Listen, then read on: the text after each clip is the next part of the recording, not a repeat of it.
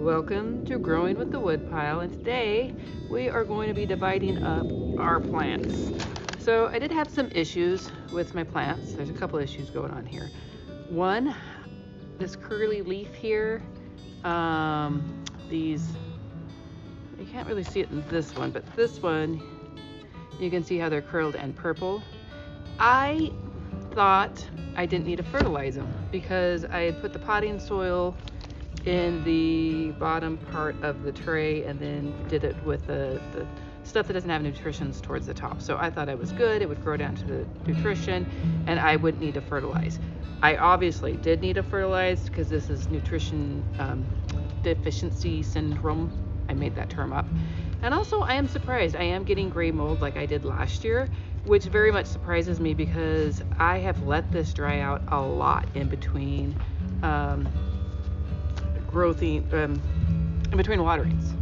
So also right over there is my son Dylan. You're going to hear him and scraping up the dirt. I'll show you his project of what he's doing for the puppies so the puppy don't eat the wood chips. But we're going to get up to dividing these. We're going to see how well this works.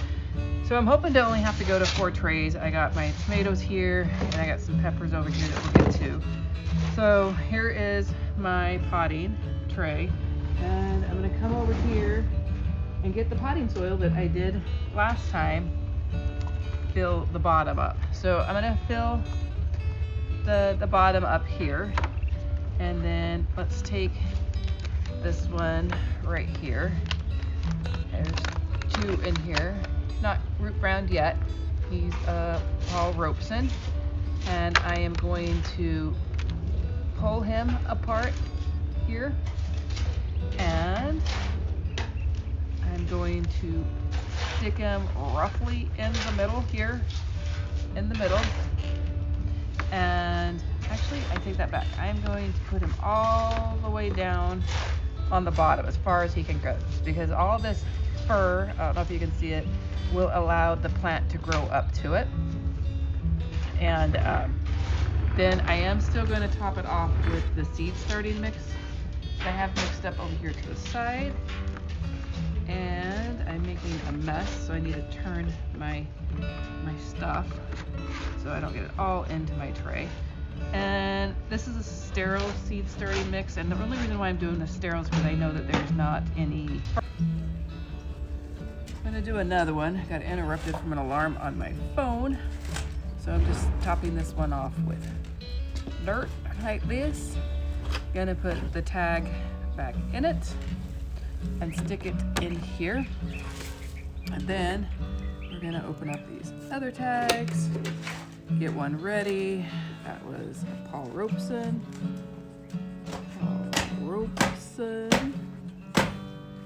Okay, so gonna get a little bit of dirt in here. Can't see it, sorry, it's off screen. I got big buckets, so I'm not gonna lift it up here.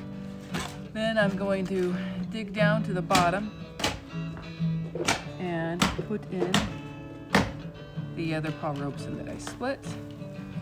I'm going to do a little bit more of the potting soil. This is some generic bag of potting soil. I'll have to look up what it is.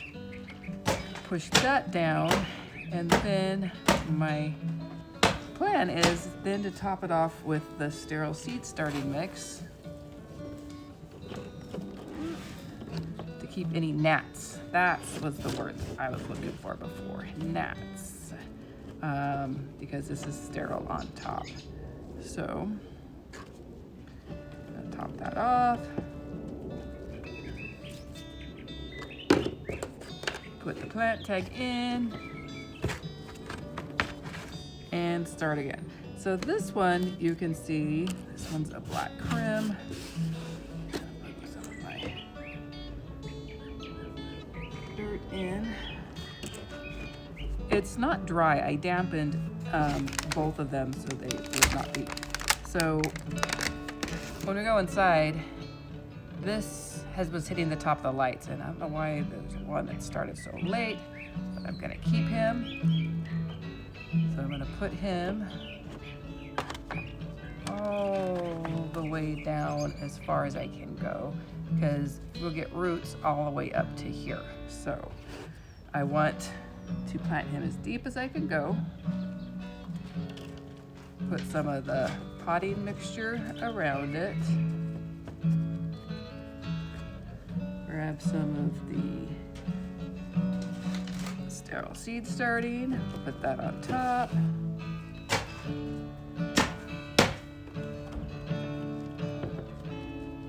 Pack it down, put his tag in. Now, for this little guy, he's still getting one. Won't plant him as deep because he's just a little guy.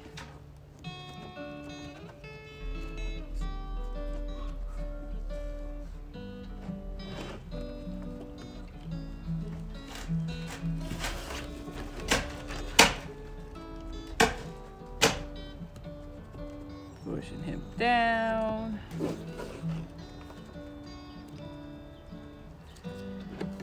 Making him a tag.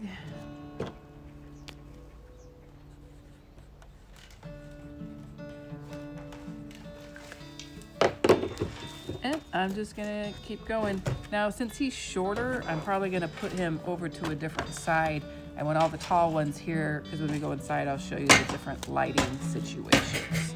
But I'm just gonna keep going. We'll do one more.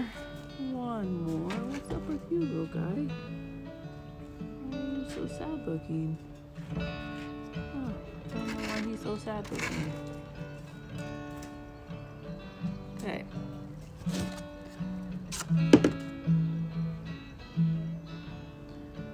Potting soil here. It's a little chunkier. Pull him out. Out, roughly tear him in half. I'm dividing, pushing the dirt around there, trying to get him as far as I can to the bottom.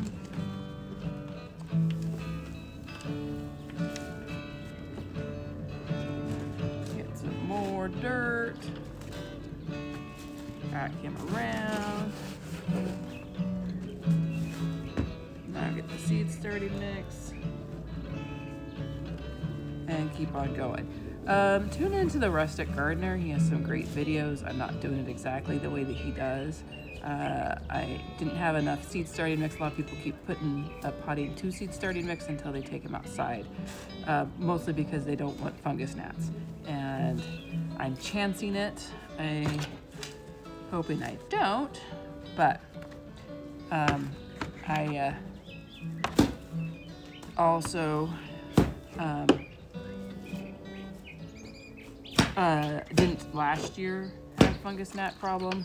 I had more of this gray mold. I don't know if you can see it on here that I have this year, which is very depressing. So I don't know, I really let it dry out between watering, so I'm quite surprised that I have that. So I'm gonna go ahead and pause it. One, you don't want me to watch me pot all of these guys.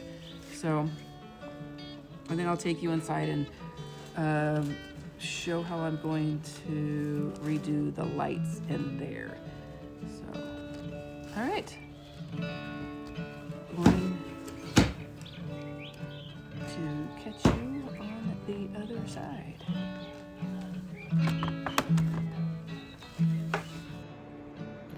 Little update on the plant starts. Been having some issues. At first I thought it was because of the way I fertilized. Well, down here at the bottom I did half potting soil and then filled it up with the plant seedling starting soil. So I thought maybe it wasn't getting enough nutrition. And so I fertilized it. I don't know if you can tell how these leaves are purple. And I didn't think it would do that. Didn't make sense to me. Although these ones over here had a little bit of it, but these ones are much bigger. So these are probably 10 inches higher, this tray, planted at the same time. And well, this has some better leaves up here. Hopefully these will recover. But these ones are pretty good. Of course, yeah, there's some lower leaf damage, but that happens just as they get older. They use the bottoms for energy. But they're overall, they're pretty decent. So, couldn't figure out what the problem is. As you see here again, this purple leaves on top, real veiny. You can see the veins. That was a good leaf. Why'd you fall off?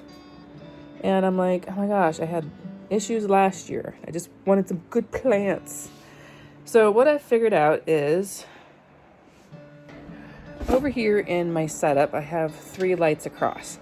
Last year I only did 2, but I had a lot more plants. So I thought, heck, I'll just throw a third one in the middle, this third one. So when I plugged in this third one, I plugged it into my timer over here, and this is switched and this is always stay on. And somehow I plugged this middle light over here in the always stay on, and they were getting light 24/7.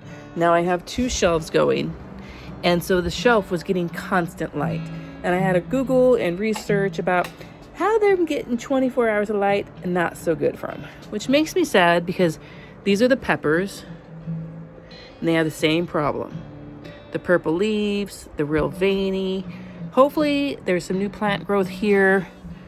Hopefully I caught it in time. It's just my 2nd year of having indoor planting mistakes. So hopefully by the 3rd year, we can get her done. They will survive. Kind of sad, but nothing we could do about it. Live and learn. One last plant update. I'm trying to get the video up and posted on YouTube by this Thursday. So, turned the light off as I was explaining in the other one, and these are nice and bright and green. And it's been 1 week, and so much growth has come in on these pepper plants. They're not veiny anymore. As you can tell, like these, look at this one right here. Older leaves down here are the purple and veiny, and now they're just bright and green. They were like a light yellow green. So 2 mistakes was, one, the not fertilizing, but the light on 24 hours. It's really not good for plants. It wasn't on purpose, but we have survived. We have bounced back. Plants are looking healthy. And hopefully we'll have a good crop of tomatoes and peppers. Thank you for learning and growing with Woodpile. Well, we'll get it right next year.